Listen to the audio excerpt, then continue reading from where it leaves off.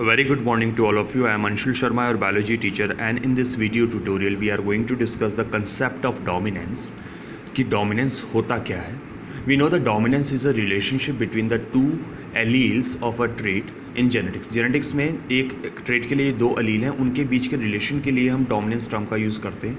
From the law of dominance we know for every trait there are two allele. For suppose allele capital A and small A, and out of these two allele one of the allele will be dominant and one of the allele will be recessive. एक dominant होगी, एक recessive होगी.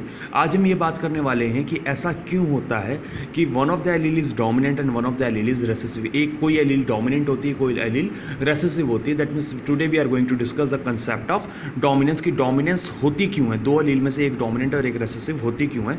सो before we discuss it, firstly we have to understand कि एक gene काम कैसे करता है. You know, gene is a small fragment of DNA that have the information for the expression of any trait. For suppose this region of the DNA is having the information for the skin color. So इस DNA में skin color के लिए जो information है वो coded है, and that information is obviously in the form of nitrogenous base sequence. वो information इस DNA segment में nitrogenous base sequence की form में present होगी. तो जीन काम कैसे करती है बच्चों?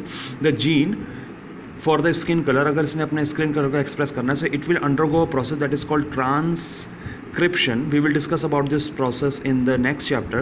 By the transcription is DNA में जो information है that will be duplicated in the form of mRNA.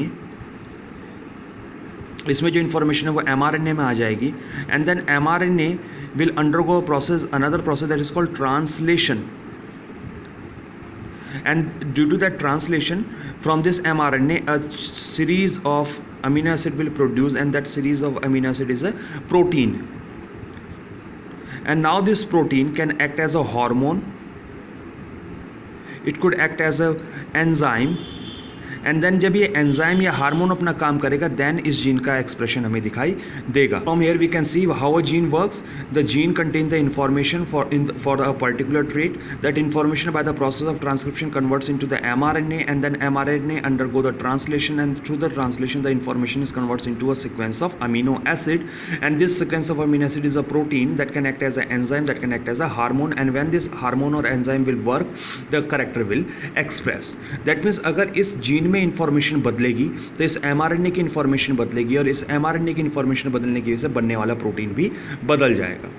Now to understand how the alleles why the alleles are dominant and why some are recessive, we have to understand कि एक gene की alleles बनते कैसे हैं. in every species for a trait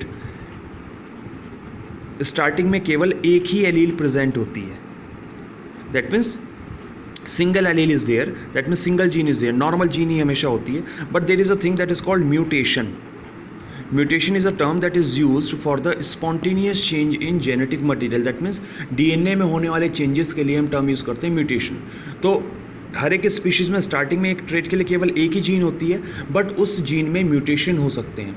and for suppose अगर इस gene में change होगा, इस नॉर्मल जीन में चेंज होगा, तो इसकी एक अल्टरनेटिव फॉर्म बन के तैयार हो जाएगी, जिसकी इन्फॉर्मेशन इसमें चेंज होगा ना, तो इन्फॉर्मेशन थोड़ी सी बदलेगी, तो इसी जीन की एक अल्टरनेटिव फॉर्म बन के तैयार हो जाएगी. That means now the information in this gene and in this gene are different. थोड़ा सा इनमें डिफरेंस है, बट अभी भी ये दोनों जीन एक ही करेक्टर को कोड कर रही हैं.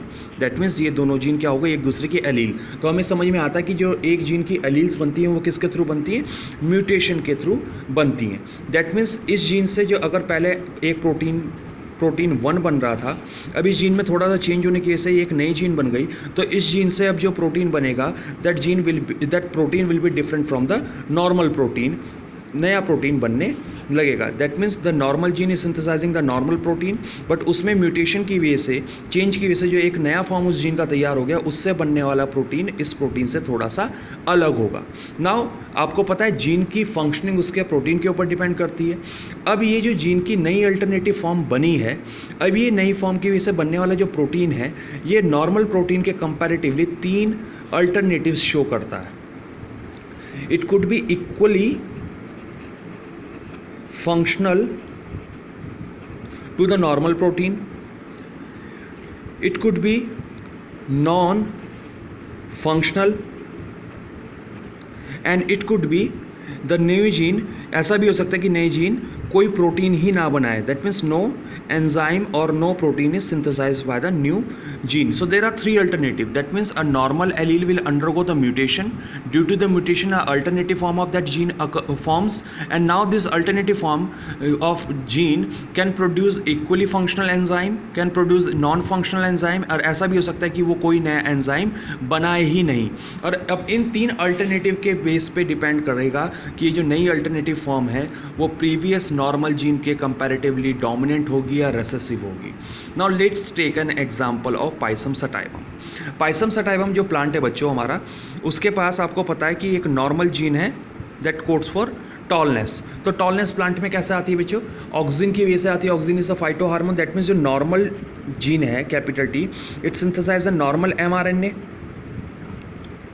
और इस नॉर्मल mRNA के ट्रांसलेशन से नॉर्मल ऑक्सिन बनता है, और इस नॉर्मल ऑक्सिन की वजह से जो प्लांट है वो कैसा हो जाता है? टॉल हो जाता है. बट इसी जीन में होने वाले म्यूटेशन की वजह से एक अल्टरनेटिव फॉर्म बन गई, दैट इज स्मॉल टी. अब ये स्मॉल टी जो है, इससे जो mRNA बन रहा है, उस mRNA की वजह से कोई भी ऑक्सिन नहीं बन रहा है, and due to the absence of auxin पौधा कैसा रह जा रहा है? डॉर्फ रह जा रहा है. So you can see due to the mutation of capital T, a new alternative form of the gene appears, and उसकी वजह से नॉन फंक्शनल mRNA बन रहा है, जिससे ऑक्सिन नहीं बन पा रहा है, पौधा डॉर्फ रह जा रहा है. सो अब समझो, अगर किसी प्लांट में कैपिटल टी और कैपिटल टी प्रेजेंट है तो दोनों की वजह से नॉर्मल mRNA बनेगा और नॉर्मल ऑक्सिन बनेगा, पौधा कैसा हो जाएगा? टॉल हो जाएगा. अगर किसी प्लांट में स्मॉल टी है तो नॉन फंक्शनल mRNA बनेगा, बिल्कुल भी ऑक्सिन बनेगा ही नहीं, और पौधा कैसा रह जाएगा? डॉर्फ रह जाएगा. बट अगर किसी प्लांट में कैपिटल टी और स्मॉल टी दोनों साथ में प्रेजेंट है तो इस केस में हाउएवर इसकी वजह से नॉन फंक्शनल mRNA बनेगा और कोई ऑक्सिन नहीं बनेगा, बट इसकी वजह से फंक्शनल mRNA बनेगा और ऑक्सिन भी बनेगा. और जब इसकी वजह से ऑक्सिन बनेगा तो हाउएवर दोनों एलील प्रेजेंट है, बट पौधा कैसा दिखाई देगा? टॉल दिखाई देगा. So here you can C the both alleles are present. It is synthesizing the non-functional mRNA, but this one is synthesizing the functional mRNA for auxin, and due to that the auxin is synthesizing and plant become tall. So here you can see the capital T is dominating over small t. Small t का expression क्या है कि पौधा dwarf रह जाएगा, but क्योंकि इस condition में कैपिटल टी नॉर्मल ऑक्सिन बना पा रही है, इसलिए स्मॉल टी एक्सप्रेस नहीं कर पा रही है. So this is the concept of dominance. In the case of genetics, the normal alleles are dominant over modified allele. अगर modified allele नॉन फंक्शनल अपना प्रोडक्ट बना रही है या फिर नो एंजाइम, कोई एंजाइम बना ही रही है, जैसे हमने ऑक्सिन के केस में देखा, तो वो जो नई मॉडिफाइड एलील बनी है वो नॉर्मल एलील के कंपैरेटिवली रेसेसिव होगी. और अगर इस केस में अगर हम मान लेते कि वो इक्वली फंक्शनल एंजाइम बनाती तो फिर ये दोनों जीन ना रेसेसिव होती ना डोमिनेंट होती, वहाँ पे को डोमिनेंस का कंसेप्ट आ जाता. So from here we can conclude the how the one gene dominates over another gene. The gene codes for particular trait, it have the information for the particular trait, and the information is expressed by the production of protein. Protein के बनने से information express करती है. अगर किसी gene में mutation हो जाए तो उससे उसकी अल्टरनेटिव फॉर्म बन सकती है, और अब इस अल्टरनेटिव फॉर्म से बनने वाला प्रोटीन भी बदल जाएगा. अभी जो नया प्रोटीन बन रहा है अगर वो प्रीवियस प्रोटीन के लिए कंपैरेटिवली इक्वली फंक्शनल है तो वहाँ पे डोमिनेंस और रेसेसिवनेस का कोई कंसेप्ट देखने को नहीं मिलेगा. बट अगर अब नया बनने वाला प्रोटीन प्रीवियस प्रोटीन के कंपैरेटिवली या तो नॉन फंक्शनल है या फिर कोई नया प्रोटीन बन ही नहीं रहा है, इस केस में जो नई मॉडिफाइड एलील है वो प्रीवियस नॉर्मल जीन के कंपैरेटिवली हमेशा रेसेसिव रहेगी. So this is all about the concept of dominance. Thank you very much for watching the video.